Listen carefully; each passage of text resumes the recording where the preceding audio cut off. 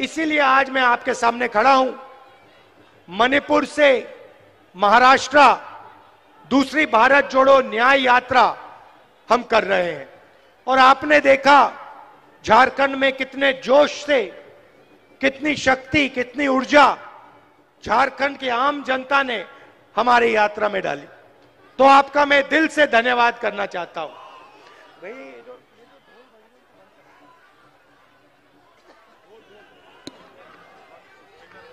Hello, जितने भी लोग गाजा बाजा बजा रहे हैं उनसे आग्रह है कि बाजा बंद कर देंगे।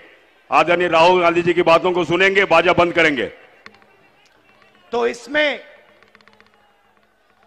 भारत जोड़ो न्याय यात्रा में हमने एक नया शब्द डाला है, न्याय शब्द डाला है।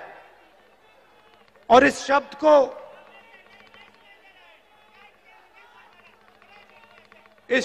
को देश में आज बहुत अच्छी तरह समझा जा रहा है। ये जो HEC के पोस्टर लिए हैं, आप अन्याय शब्द को बहुत अच्छी तरह समझते हो, क्योंकि आपके खिलाफ अन्याय किया जा रहा है। किया जा रहा है, नहीं किया जा रहा है? जोर से बोलो, दिल्ली तक सुनाई देना चाहिए। देखिए, पब्लिक सेक्टर एंटरप्राइज है, इसका आस्ते आस्ते नरेंद्र मोदी जी और उनकी सरकार इसका आस्ते आस्ते आस्ते आस्ते गला घोट रहे हैं। सही? बताइए, HEC का गला क्यों घोटा जा रहा है? क्योंकि सरकार और बीजेपी चाहती है कि HEC काम ना करे और आने वाले कल HEC फैक्ट्री का नाम बदलकर अदानी नाम का नेम प्लेट इसके ऊपर लगा दिया जाए। इसको प्राइवेटाइज कर दिया जाए। और भाई और बहनों, आज HEC के लोग आए हैं, मगर जहां भी मैं जाता हूं वहां पे ऐसे किसी ना किसी पब्लिक सेक्टर यूनिट के लोग बैनर लिए, पोस्टर लिए, झंडा लिए खड़े दिखते हैं। BHEL, HAL, HEC, क्योंकि मोदी सरकार सारे के सारे पब्लिक सेक्टर यूनिट्स को आस्ते आस्ते आस्ते मारकर एक ही नेम प्लेट लगाना चाहती है। भाई और बहनों, BHEL नहीं, HAL नहीं, HEC नहीं, इंडियन ऑयल नहीं, अदानी।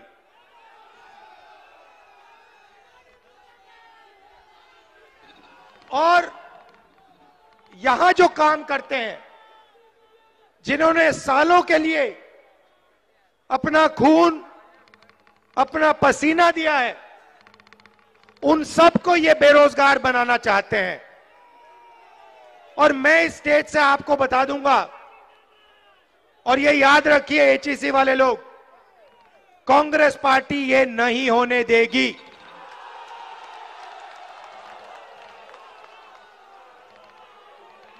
बीजेपी के लोगों से मैं कहता हूं, कर लो जो करना है, अदानी का नाम HEC पे नहीं लगेगा, हम नहीं लगने देंगे। ये देश की पूंजी है, ये किसी उद्योगपति की पूंजी नहीं है। ये फ्री गिफ्ट अदानी को नहीं मिलेगा, ये हम आपको आश्वासन दे रहे हैं। और हमारी सरकार आएगी तो जो आपको सपोर्ट की जरूरत होगी वो आपको सपोर्ट मिलेगी और आपको कंपेटिटिव बनाया जाएगा। भाई और बहनों, पूरे देश में प्राइवेटाइजेशन किया जा रहा है। मैं आपसे पूछना चाहता हूं, इस देश में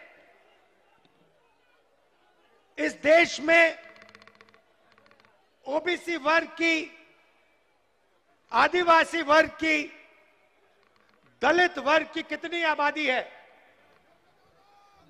सबसे ज्यादा मत बोलो भैया, मुझे नंबर दो,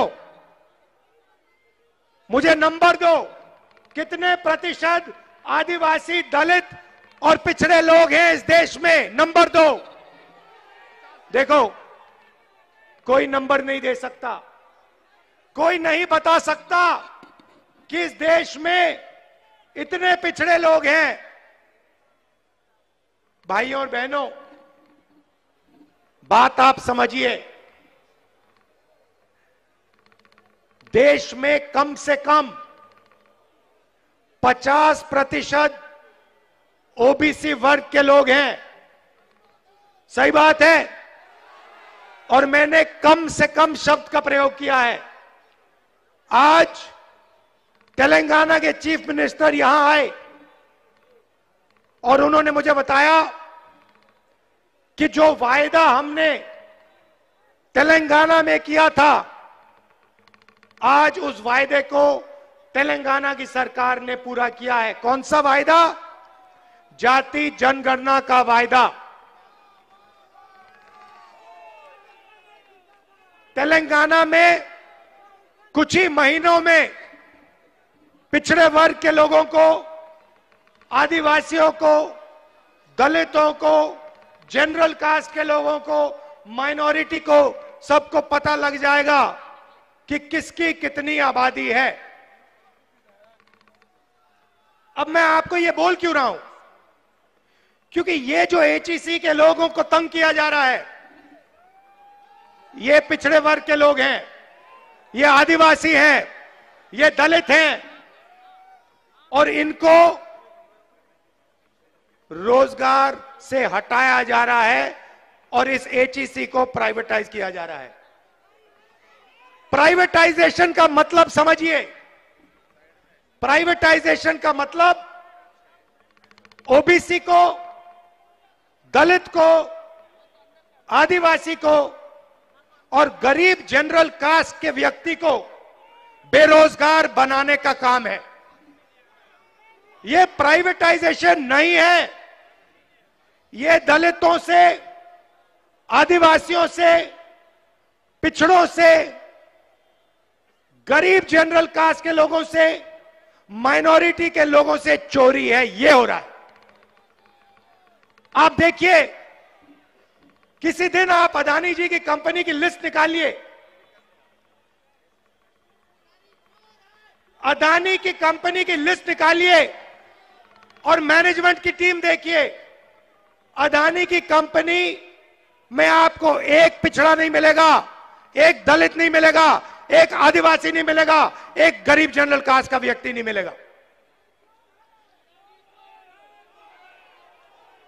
और इसको, इस एक व्यक्ति को देश की पूरी पूंजी पकड़ाई जा रही है। एयरपोर्ट, पोर्ट्स, इंफ्रास्ट्रक्चर, सड़कें, पुल, स्टोरेज की facility, solar power, wind power, जो भी ये व्यक्ति चाहता है इसको मिल जाता है। ये डिफेंस में देश की रक्षा सेना करती है। आप देख लीजिए, सारे के सारे कॉन्ट्रैक्ट्स, हथियार के कॉन्ट्रैक्ट, ड्रोन के कॉन्ट्रैक्ट, ये सारे के सारे इसी एक व्यक्ति को दिए जा रहे हैं।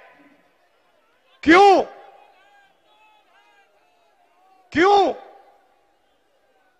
क्योंकि हिंदुस्तान के प्रधानमंत्री चाहते हैं, इसीलिए इस एक व्यक्ति को एयरपोर्ट्स, पोर्ट्स, डिफेंस इक्विपमेंट सारा का सारा पकड़ाया जा रहा है। मैंने आपसे सवाल पूछा, इस देश में पिछड़े लोग कितने हैं, आदिवासी कितने हैं, दलित कितने हैं, इसके पीछे सोच है। भाइयों और बहनों, आप किसी प्राइवेट कंपनी में जाइए, किसी भी प्राइवेट कंपनी में जाइए और वहां पूछिए यहां पे पिछड़े लोग कितने हैं, दलित कितने हैं, आदिवासी कितने हैं, आपको एक नहीं मिलने वाला। फिर आप जाइए हिंदुस्तान की सरकार में जाइए, 90 लोग हिंदुस्तान की सरकार को चलाते हैं, आईएएस ऑफिसर हैं, पूरे के पूरे बजट को ये कंट्रोल करते हैं। हिंदुस्तान की सरकार 10 रुपए खर्च करती है तो रुपए कहां खर्च होंगे ये 90 लोग निर्णय लेते हैं। 90 में से आदिवासी कितने, दलित कितने, पिछड़े कितने, आप जानते हो? देखो सन्नाटा छा गया, सब चुप हो गए। भाइयों और बहनों, 90 में से सिर्फ 3 ओबीसी वर्ग के लोग हैं और 100% बजट में से ओबीसी वर्ग के अफसर सिर्फ 5% कंट्रोल करते हैं। मतलब अगर हिंदुस्तान की सरकार 100 रुपए बजट में बांटती है तो 5 रुपए का निर्णय ओबीसी वर्ग लेता है। आप जानते हो दलित वर्ग के अफसर कितना निर्णय लेते हैं? फिर से बोलो, जीरो जितना,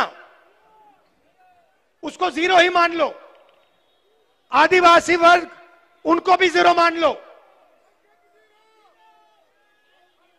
तो आपकी ना सरकार में हिस्सेदारी, ना कॉर्पोरेट सेक्टर में हिस्सेदारी।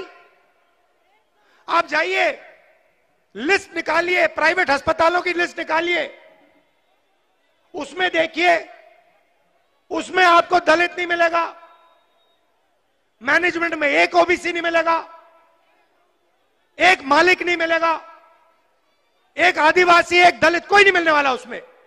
फिर आप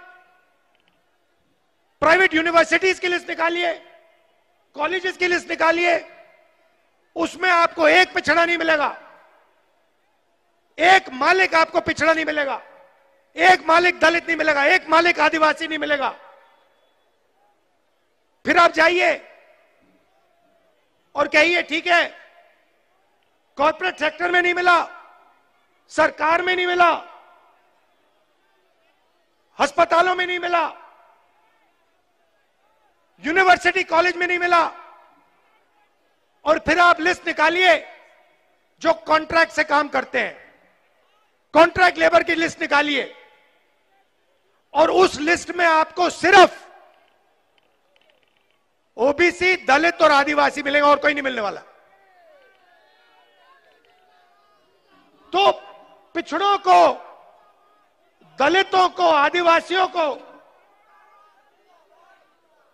सही बात बोली, उनको कॉन्ट्रैक्ट लेबर, उनको मजदूरी, बॉन्डेड लेबर बनाया जा रहा है। और बड़ी बड़ी कंपनियों में, अस्पतालों में, कोर्ट्स में, स्कूल कॉलेजेस में इनकी कोई हिस्सेदारी नहीं है। तो सबसे पहले यह पता लगाना है कि इस देश में दलित, आदिवासी और पिछड़े हैं कितने। 50% कम से कम पिछड़े वर्ग के लोग हैं, 8% आदिवासी हैं, 15-16% दलित हैं, और इनकी हिस्सेदारी है ही नहीं, कहीं भी नहीं है, कहीं भी नहीं है। किसी भी मजदूर के पास चले जाओ। आज मैं अभी सड़क पे था, साइकिल पर 200 किलो कोयला लिए, धकेल कर साइकिल पर 200 किलो कोयला लिए धकेल कर भूखे आदिवासी 50 किलोमीटर चल रहे थे। मैंने अपनी आंखों से देखा। वहां पे आपको आदिवासी मिल जाएगा, वहां पे आपको दलित मिल जाएगा, वहां पे आपको पिछड़ा मिल जाएगा, मगर किसी बड़ी कंपनी में नहीं मिलने वाला, किसी अस्पताल के मैनेजमेंट के ऑफिस में नहीं मिलने वाला। यही हिंदुस्तान के सामने सबसे बड़ा सवाल है। इससे बड़ा सवाल है ही नहीं। और इसीलिए हमारा पहला कदम पूरे देश में जाति जनगणना को करवाने का होगा। और हम पता लगाएंगे इस देश में दलित कितने, आदिवासी कितने, पिछड़े कितने।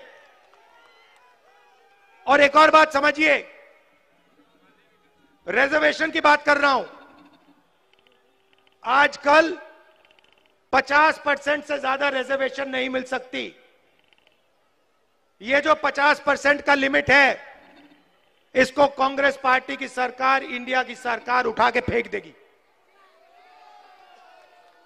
और हम जो दलित हैं, आदिवासी भाई हैं, उनके रिजर्वेशन में कोई कमी नहीं आएगी। मैं आपको गारंटी देके कह रहा हूं। और जो पिछड़ों का हक बनता है वो उनको मिलेगा। तो ये देश का सबसे बड़ा मुद्दा है। इससे बड़ा मुद्दा है ही नहीं। सामाजिक अन्याय और इसी से जुड़ा हुआ आर्थिक अन्याय। आप मुझे बताइए, जीएसटी से छोटे व्यापारियों को, मजदूरों को, स्मॉल और मीडियम बिजनेस वालों को फायदा हुआ? मुझे हाथ उठा के दिखा दो इस यहां पे, नहीं हाथ नीचे करो, यहां पे एक व्यक्ति जिसको जीएसटी से फायदा हुआ हो, मुझे दिखा दो। कौन है ये? अंबानी को फायदा हुआ, अदानी को फायदा हुआ, देश के अमीर लोगों को फायदा हुआ। ये एचएसई में जो काम करते हैं, इनका जबरदस्त नुकसान हुआ। जीएसटी कौन देता है? जीएसटी अमीर लोग नहीं देते। जीएसटी वो मजदूर देता है जो 200 किलो को धकेल रहा था। वो उतनी ही जीएसटी देता है जितनी अदानी देता है, अंबानी देता है। वो शर्ट खरीदता है, उतनी ही जीएसटी लगती है जितनी अदानी जी की शर्ट को लगती है। तो पैसा कहां से जा रहा है? बजट का पैसा कहां से जा रहा है? दलितों से, आदिवासियों से, पिछड़ों से, गरीब जनरल कास्ट के लोगों से, माइनॉरिटी से। और जा कहां रहा है? अरबपतियों के जेब में, अदानी की जेब में, इन लोगों की जेब में। इसीलिए देश में भयंकर बेरोजगारी फैल गई है। इन्होंने क्या किया? सारे छोटे व्यापारियों को खत्म कर दिया। जो छोटा बिजनेस करते थे, जो स्मॉल और मीडियम बिजनेस करते थे, उनको सबको मार दिया। दो हथियार का प्रयोग किया इन्होंने। पहले प्रधानमंत्री ने झूठ बोला और कहा कि मैं काले धन के खिलाफ लड़ाई लड़ रहा हूं, और नोटबंदी कर दी। नोटबंदी ने हिंदुस्तान के सब छोटे बिजनेस वालों को खत्म कर दिया, उड़ा दिया। यह अदानी जी के लिए काम किया। उसके बाद जीएसटी लागू कर दी। नतीजा हुआ कि आज हिंदुस्तान का युवा रोजगार पा ही नहीं सकता। जितना भी ढूंढना है ढूंढ लो। मैं झारखंड के युवाओं से कह रहा हूं, देश के बाकी युवाओं से कह रहा हूं, जितना आपको ढूंढना है ढूंढो। नोटबंदी के बाद, जीएसटी के बाद, नरेंद्र मोदी जी की पॉलिसीज के बाद छोटे बिजनेसेस हैं ही नहीं। ये देश की रीढ़ की हड्डी है। ये बेरोजगार देते हैं, इनको खत्म कर दिया। तो जब तक दिल्ली की सरकार नहीं बदलेगी, तब तक इस देश में युवाओं को रोजगार नहीं मिल सकता। सीधी बात है। और मैंने, अब मजे की बात देखिए, पहले नरेंद्र मोदी कहते थे, हर भाषण में कहते थे, मैं ओबीसी हूं, याद है आपको? तो मैंने प्रधानमंत्री से कहा, प्रधानमंत्री जी आप ओबीसी हैं, आप पिछड़े वर्ग के हैं, तो आप ऐसे करिए, जाति जनगणना लागू कर दीजिए, देश को बता दीजिए कि आप जैसे पिछड़े वर्ग के लोग कितने हैं। उसके एकदम बाद नरेंद्र मोदी भाषण देते हैं, कहते हैं भाइयों और बहनों, देश में दो ही जात हैं, एक अमीर है और एक गरीब है। वारे वाह, एक अमीर है और एक गरीब है, तो फिर आप कहां के ओबीसी बन गए?